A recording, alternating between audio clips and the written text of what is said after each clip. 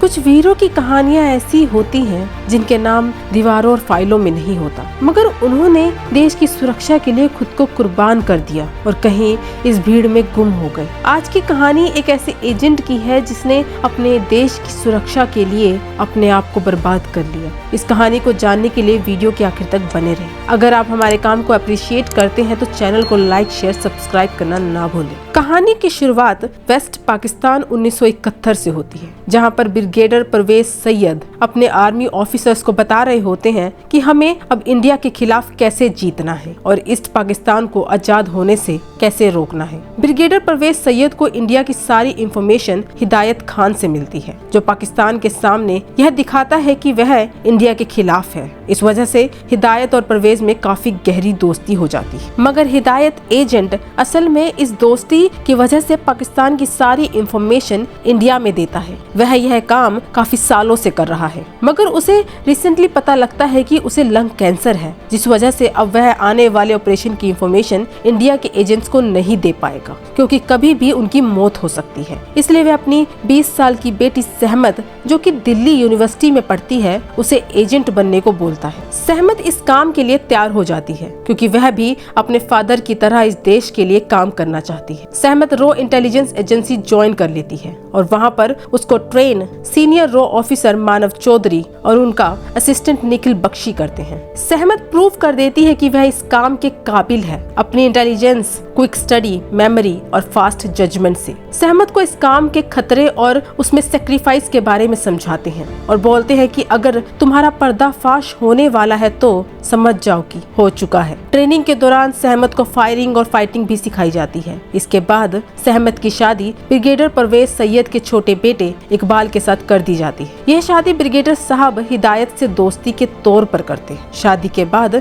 सहमत अपने आर्मी घर रावलपिंडी पाकिस्तान चली जाती है, जहां असल में पाकिस्तानी आर्मी हेडक्वार्टर भी है। सहमत पूरी फैमिली का ट्रस्ट जीत लेती है, मगर वहां के सर्वेंट अब्दुल का नहीं। अब्दुल इस फैमिली का वफादार नौकर है। इकबाल का एक बड़ा भाई है महबूब, वो भी आर्मी में है। सहमत महबूब की पत्नी मुनीरा से भी काफी अच्छे रिलेशन बना लेती है। सहमत घर में हो रही सारी मीटिंग्स की टाइमिंग को नोट करती रहती है। धीरे धीरे इकबाल और सहमत करीब आने लगते हैं। इकबाल काफी समझदार और अंडरस्टैंडिंग होता है। सहमत भी इकबाल को पसंद करने लगती है, मगर अपनी ड्यूटी नहीं भूलती। तभी सहमत एक कम्युनिकेशन टूल लगाती है, जिससे वह कोड वर्ड में इंफॉर्मेशन इंडिया सेंड कर सके। ट्रेनिंग के दौरान मानव चौधरी ने बताया था कि अगर इंडिया फोन कॉल करना हो इंफॉर्मेशन पहुंचाने के लिए, तो मेन बाजार में एक रिक्शा वाला है जिसका नाम इम्तियाज है। उसे कोड बताना, वह तुम्हें एक फूल की दुकान ले जाएगा और वह दुकान वाला तुम्हें एक फोन तक ले जाएगा। उस फोन से सीधा हमारे हैंडलर कबीर मुर्तजा को कनेक्ट करना और उसे इंफॉर्मेशन बताना। सहमत ऐसा ही करती है और उन्हें बोलती है कि ब्रिगेडियर साहब के लिए कुछ इंफॉर्मेशन भेजो ताकि उनका प्रमोशन हो सके।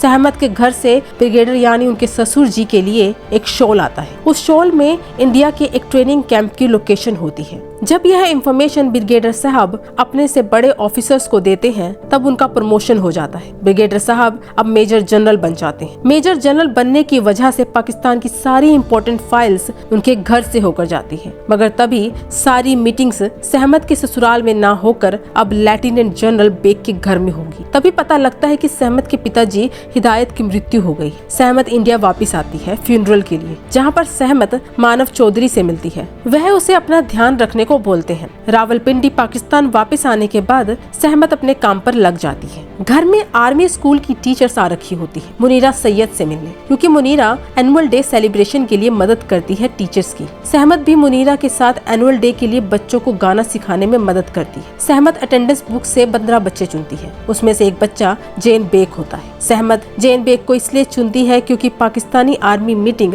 लेफ्टिनेंट जनरल बेग साहब के घर में होती है और जेन बेग उनका पोता है। जेन को एक्स्ट्रा सिंगिंग ट्यूशन देने के बहाने उनके घर जाती है, जहाँ पर सहमत मौका पाकर वहाँ पर पड़ी फाइल्स को चेक करती है, जिसमें इंडियन एयरक्राफ्ट की तस्वीरें होती हैं। यह इंफॉर्मेशन सहमत इंडिया पहुँचाती है। रॉ ऑफिसर मानव चौधरी नेवी फोर्स को इसके बारे में बताते हैं ताकि वह सतर्क रहे। एक शाम जब सहमत अपने ससुर जी की फाइल्स को चेक कर रही होती है और अपने कम्युनिकेशन टूल से इंडिया में इंफॉर्मेशन भेजती है, तभी अब्दुल सहमत के कम्युनिकेशन टूल को देख लेता है। मगर उस वक्त घर में सिर्फ अब्दुल और सहमत होते हैं। अब्दुल घर से भागता है ताकि सैयद साहब को सहमत की सच्चाई बता सके, मगर सहमत अपने आप को बचाने के लिए उस पर आर्मी जीप चढ़ा देती है और घर वापस आ जाती है, मगर वह इस इंसिडेंट की वजह से इमोशनली टूट जाती है। भेजी गई इंफॉर्मेशन से क्लियर हो जाता है कि पाकिस्तान बे ऑफ बंगाल में मौजूद INS विक्रांत पर हमला करने वाले हैं, मगर अब्दुल बच जाता है और महबूब उससे मिलने हॉस्पिटल जाता है। मरने से पहले अब्दुल सहमत का नाम लेता है, मगर महबूब ढंग से समझ नहीं पाता। अब्दुल के मरते ही महबूब इन्वेस्टिगेशन शुरू करता है कि अब्दुल को किसने मारा। महबूब की लगातार इन्वेस्टिगेशन सहमत को परेशान करने लगती है। जिस दिन महबूब को ISI इंटेलिजेंस ब्यूरो से अब्दुल के बारे में कुछ इन्फॉर्मेशन मिलने वाली होती है, उसी दिन सहमत स्पेशल छतरी की मदद से महबूब के शरीर में जहर इंजेक्ट कर देती है, जिस वजह से महबूब की मौत हार्ट अटैक से हो जाती है। इधर Pakistani ISI intelligence agency alert हो जाती है और पाकिस्तान में मौजूद इंडियन एजेंट्स को पकड़ने लगती है। इकबाल के घर के बाहर ISI एजेंसी के लोग नजर रखने लगते हैं। सारे दरवाजे बंद होने पर फाइनली सहमत सरबरसुर नाम की इंडियन एजेंट को फोन करती है, जो पाकिस्तान में मौजूद होता है। वह रॉ ऑफिसर मानव चौधरी को सहमत की इंफॉर्मेशन पहुंचाता है। इसके बाद मानव मीर बनकर सहमत से मिलने पाकिस्तान आते हैं ताकि उसे यहाँ से बचाकर इंडिया वापस ले जाया जाए। तभी सहमत को पता चलता है कि मुनीरा बेगम से ISI पूछताछ करने वाली है। सहमत सुरैया बेगम को फोन करती है ताकि उनसे मिल सके। सुरैया बेगम कर्नल सिद्दीकी की वाइफ है। सहमत सुरैया से मिलकर मुनीरा बेगम की पूछताछ बंद करवा देती है, मगर मुनीरा को सहमत की सच्चाई पता ही नहीं होती। इधर ISI ऑफिसर इकबाल के घर में छानबीन कर रहे होते। तभी उन्हें अब्दुल के कमरे से कम्युनिकेशन टूल मिलता है, जो कि सहमत ने ही रखा था। लेकिन तभी इकबाल को अब्दुल के कमरे में सहमत की पायल का घुंघरू मिलता है, जो टूल छुपाते हुए गिर गया था। इकबाल समझ जाता है कि सहमत ही इंडियन एजेंट है जिसने अब्दुल को मारा। जैसे ही सहमत घर आती है और इकबाल के पर्स में घुंघरू देखकर वह भी समझ जाती है कि इकबाल को उसकी सच्चाई पता लग चुकी है। सहमत बंदूक लिए इकबाल के सामने खड़ी होती है। तभी इकबाल पूछता है कि हम दोनों के बीच कभी कुछ सच था। सहमत बोलती है, वतन से बढ़कर कुछ नहीं, मैं भी नहीं। तभी महबूब का बेटा सहमत को आकर गले लगाता है, जिस वजह से वह बड़े आराम से भागने में कामयाब होती है। इधर इकबाल अपने फादर को सहमत की सच्चाई बताता है। सहमत को पहले ही मानव चौधरी ने बाजार के पास बुलाया होता है ताकि उसको वहाँ से बचाकर ले जाया जा सके।